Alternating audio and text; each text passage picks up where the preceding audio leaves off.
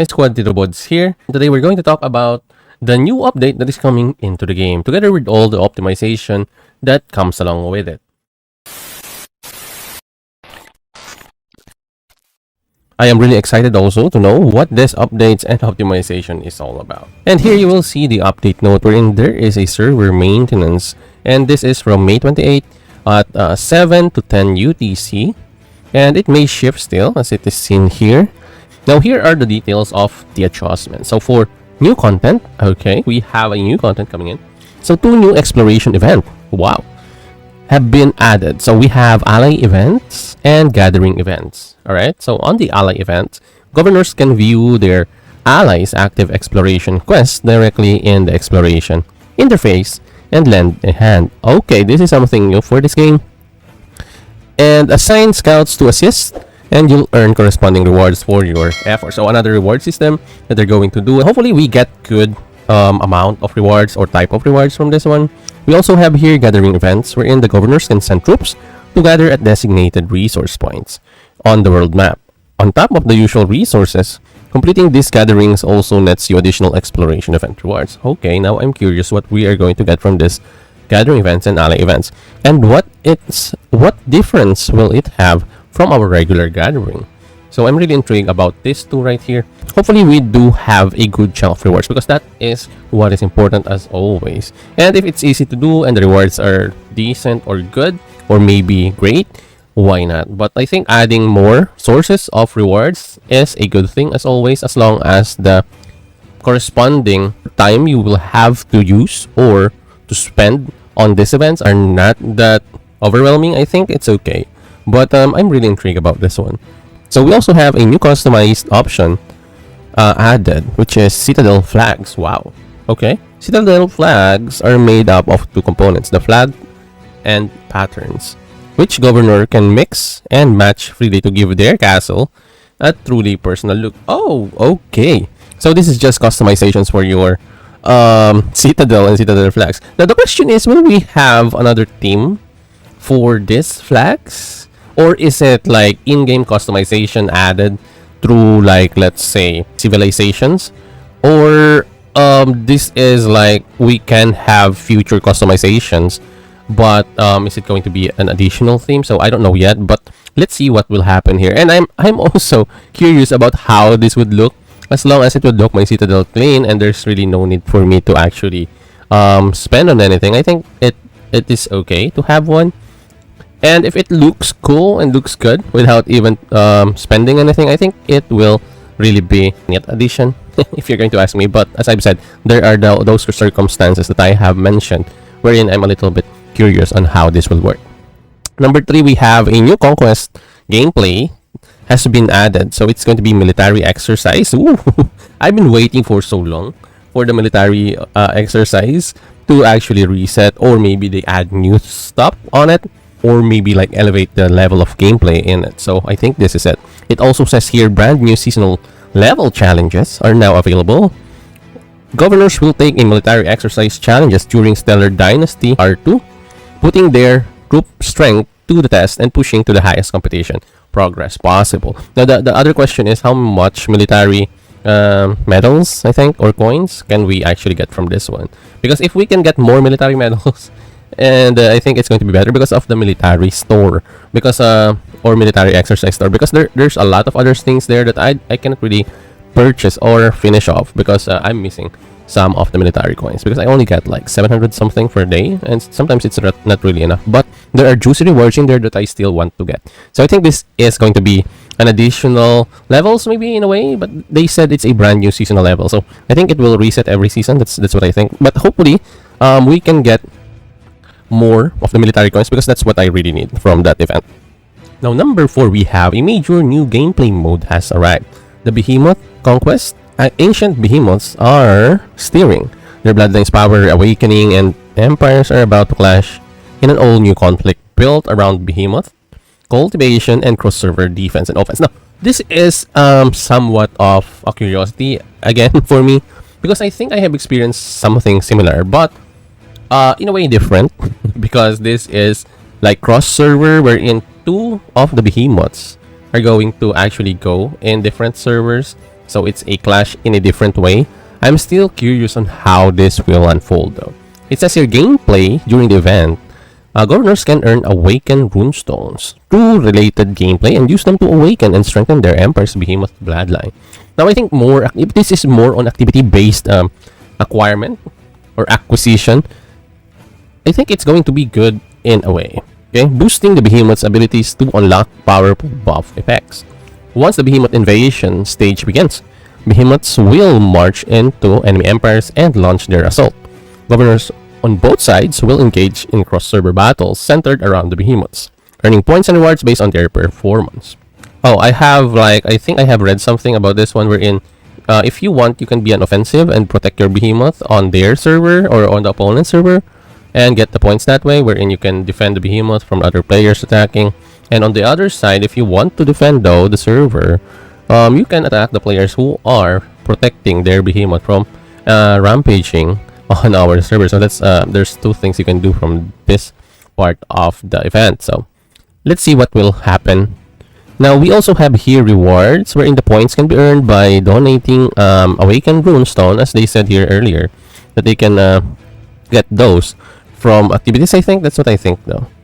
Then defending your own behemoth and attacking the enemies, whichever empire finishes with the high score claims victory. Now, Behemoth's crystal collected during the event can be exchanged for rewards in the Behemoth store. So, hopefully this is a different one from the Dynasty store. If this is another store and we have good rewards in the store, then I think it's a win for the community. Now, we also have here the availability of the above new content is subject to the actual launch time of their respective events, features, or in-game system notifications. Now, what do you guys think about those new updates that are coming, those 4 that we have talked about earlier? Kindly leave your comments down below, and you know me, we're going to talk about that. Now, having that said, we're finished with the updates. Let's see what the optimizations are all about. We have number 1, overhaul the exploration gameplay experience. The cap on storable event slots has been adjusted, and the overall interface display logic has been streamlined. Governors can now view and refresh content that matches their current level in the exploration interface, with event countdowns and reminder notification added as well. Now, I think this is a neat addition, having notifications and some sorts of that. But I just hope that the cap that can be stored will actually reflect like a 24-hour routine, because some players sometimes have a day that is actually difficult for them to log in. So if this cap is if this cap covers the 24 hours, I think it would be good in general. But adding the countdowns and reminder notifications, I think, is a neat addition. We also have number 2, improved the achievements feature. Sharing from governor's profile interface now includes achievement content. Still don't know how it would look, but let's see. I'm not really using much of the achievements feature, to be honest, like showing off or something. I would rather not show off my progress that way, because sometimes there are players that wants to actually show it off, but sometimes I do have like a limitation when it comes to that one or reservation, But anyway, number 3, we have refined the mightiest troop. Oh, okay.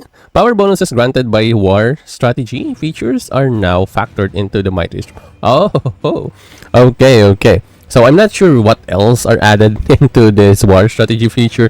Like, I think they will add in here the power bonuses that they mean is like the attributes or a power or attack, defense, or whatever you have as a buff. For example, like let's say you have like a buff that you have popped. I think it will reflect now in here. Or for example, you are an official in the city, or maybe an administrator. So I think you will have like that added into your overall mightiest troop. But of course it fades, but still you can now gauge your power level using that one. So I think it will be good for everybody as an addition though, Number 4, polish the visual effects to select hero skills. Wow, really?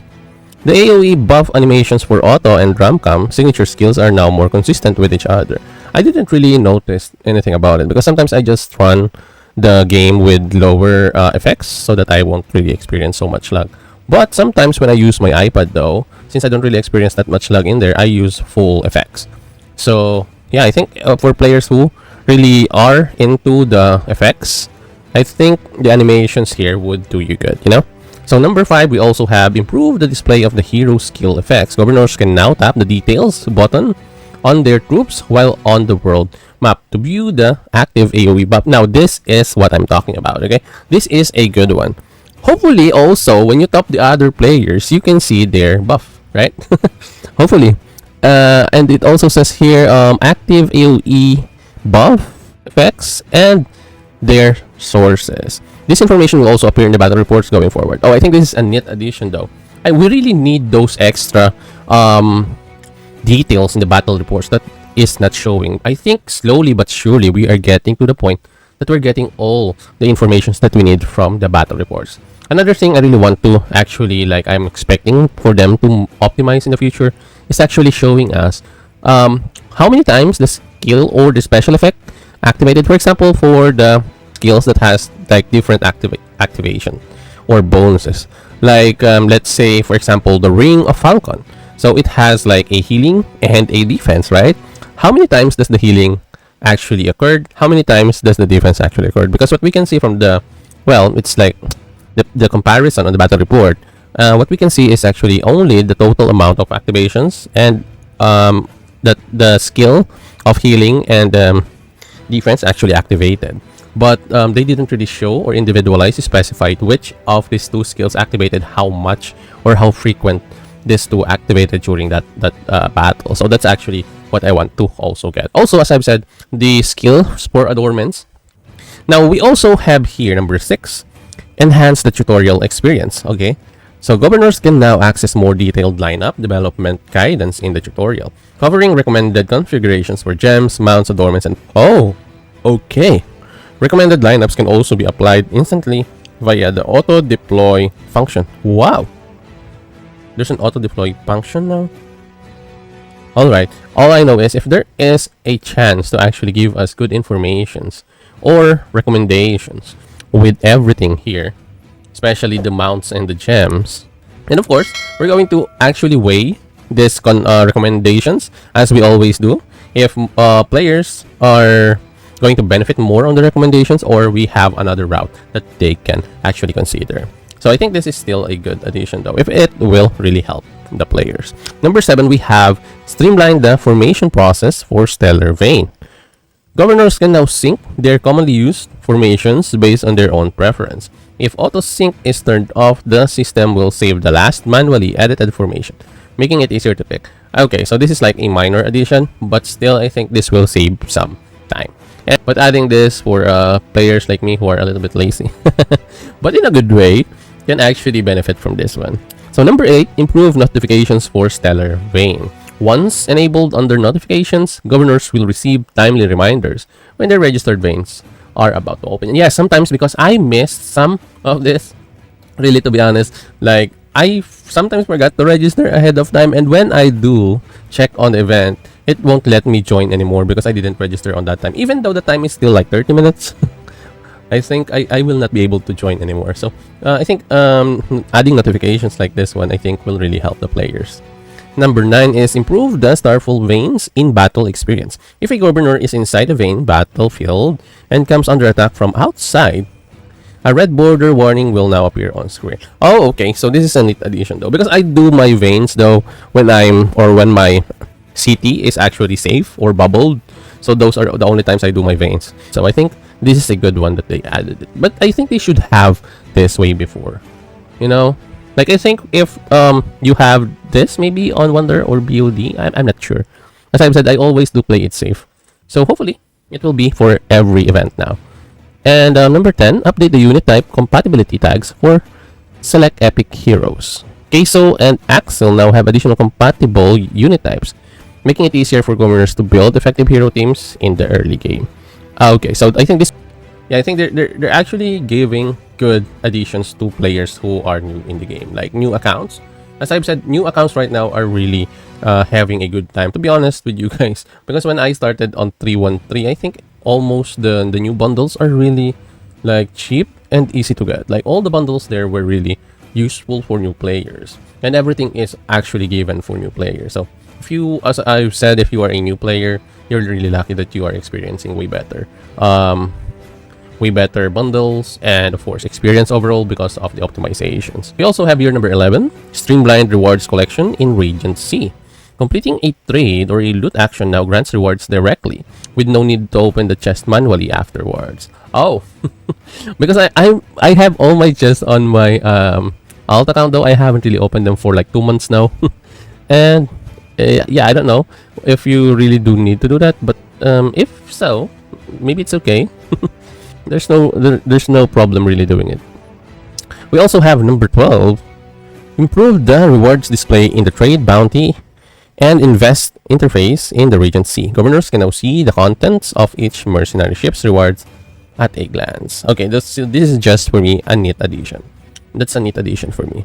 So number 13, we also have adjusted the trade rewards refresh logic in Region C. Consecutive refreshes are now less likely to surface the same rewards. Thank you very much. Thank you. This is very useful for players who are really looking for the legendary ships.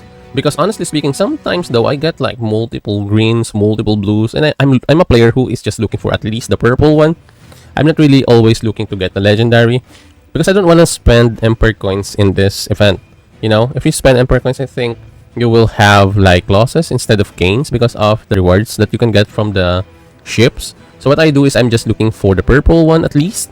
And then if I still have refreshes, I don't use them until I have like blue or green, so that I don't really need to use the Emperor coins. So I think this is a neat addition. We have number 14, improve the rally against tribes experience, a search function for near... Finally! I want to sing this one. So they said here, a search function for nearby rally against tribe creatures has been added.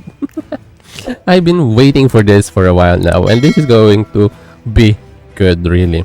Now, I don't know how long or how far the scope of the search is because you guys know that there is a limit for the search area. I think we can compare this one with, for example, a tile. For example, it's a meteorite tile or an armory. Sometimes if you look for level 5, it will really not show right away.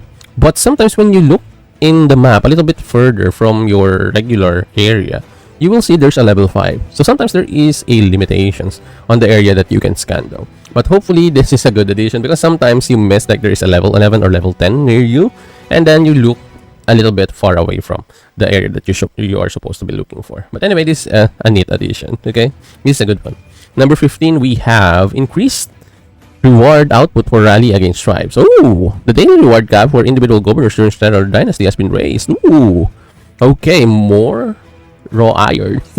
That's actually the only thing that I want in the rallies, no?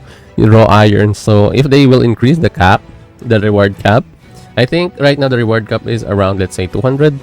I'm not sure if it's 200, but it's near that number. So I think increasing it will actually do everybody good. So I think this is a win for us. Next, we have enriched rally against tribes content during Stellar Dynasty. Okay. Higher level tribal vanguards will now spawn near level 9 capitals on the map. Okay. And rare rally against tribe creatures will make limited time daily appearances, dropping additional rewards when defeated. Wow, this is new. Okay, this is a new content, really. This change will take effect 1 week after the current version update. Okay, so I think next week maybe. Please check the game. Also, you know, I think this is a good addition that we're going to have something else to do during the Rally of Tribes. You know, because I will be honest, sometimes doing something repeatedly makes it stale. This is like applicable to everything, not just this event though. Sometimes a little bit spice added to it like this, I think will actually elevate interest into doing the event. So I think that's a good thing that they have added this also. Number 17, adjusted the auto return behavior. When this option is unchecked, if a rich resource points timer runs out and the node disappears, gathering troops will now hold their position rather than automatically return to the citadel. Okay, maybe they can also do it like from the alliance gathering or resource point. Maybe they can also do that. Maybe if it's unchecked, it can also do that in there. That's actually what I'm looking for. But yeah, if this is going to be added also or optimized, I think it's still a positive for me. So number 18, expanded island tactics replayability. All right, the final level of the island tactics now can be replayed after completion. Okay, so I think it's okay. So 19, we also have improved champion coin. Champion coin? Delivery in Apex Championship. Oh, okay. Any champion coins left unclaimed on a given day will now be automatically sent by email. Oh, thank God. Also, this one is another thing. Sometimes, or I think there are rare times wherein I missed on getting the last day's coin and totally messed it up and didn't get it at all. So I think this is a neat addition so that players will not really miss on it. Because sometimes, shit happens in real life and you don't know if there's going to be a day that you will miss on this stuff, and adding it to your mail so that you can still receive it and use it the next day, as long as the store is still available, I think is another good thing. Yeah, it's a win for me still. So 20, we have expanded the queue management feature. The manage queues interface now covers modes and world map contents. Support quick reward claiming and allows direct navigation to the relevant feature and gameplay modes. Oh, I think this is another good thing that they will actually add into the game. And number 21, updated Legion participation rules for Wonder Contest and Battle of Dawn. Okay, what is that? Both will now operate in Grand Legion mode during their stage. Each alliance may field up to 3 legions. 3 legions, okay? Each legion accommodating up to 50 members. Wow! They really done it. Okay, the rewards a single legion can bring to the alliance have been increased accordingly. Okay, so they are really amping up the amount of players for this one. 50 members. Okay, I think that's the max one though, but they will still have the minimum. I'm not sure what the minimum is, but 50 members, man. I think it's going to be an overall chaos. I think adding members in there will actually help, because sometimes there are players who actually wanted to, for example, go on let's say 1900 UTC and it's already filled up, or more than 30 players have filled up the 30 slot. So yeah, I think this is going to be a blast. So hopefully it will elevate the gameplay during the wars of Battle of Dawn and Wonder Conquest contest, because those events are really good if there are more players to be fighting with. And free-to-play players enjoy this more, to be honest with you guys, because they don't really have to lose troops to enjoy the Battle of Dawn and Wonder Contest. And having more players during these events will actually initiate interest in the process. And as I've said, more players in this, it's going to be chaos, and it's going to be way better, to be honest with you guys. And the only downside of this one though is some players do register but they don't play. So for those players who are like that, maybe the leadership or management can actually monitor these players and do not let them join the battlefield, because if for example more than 10 didn't participate, it will actually have a disadvantage, or it's actually going to be a disadvantage for your alliance. What do you guys think about the optimizations here? Do you have a favorite optimizations from these ones, or maybe you have a suggestions or recommendation that you want maybe for the next optimizations? Kindly leave all your thoughts down below, and you know me, we're going to talk about it. So next up, we have here the bug fixes. Number 1, fix an issue where under certain conditions cross-server jumps would fail to land at the correct event location while Trojan Thermal was active. Oh, I didn't really experience this one though. Number 2, fix an issue where certain item buffs effect are triggering abnormally inside Island Tactics and Military Exercise Dungeon. Okay. Oh, I haven't really also experienced this one. I'm not sure though, but I didn't really experience this one though. So I think that's about it for this update note, guys. So if you have watched this video after the updates, hit me up in the comments. And if you are watching this before the updates, please also tell me what your expectations are. And if you're looking for more guides or tips, click on the video on your screen right now. And as always, squad, have a great day to everyone. This is your TITOBODS, and I will see you in the next one.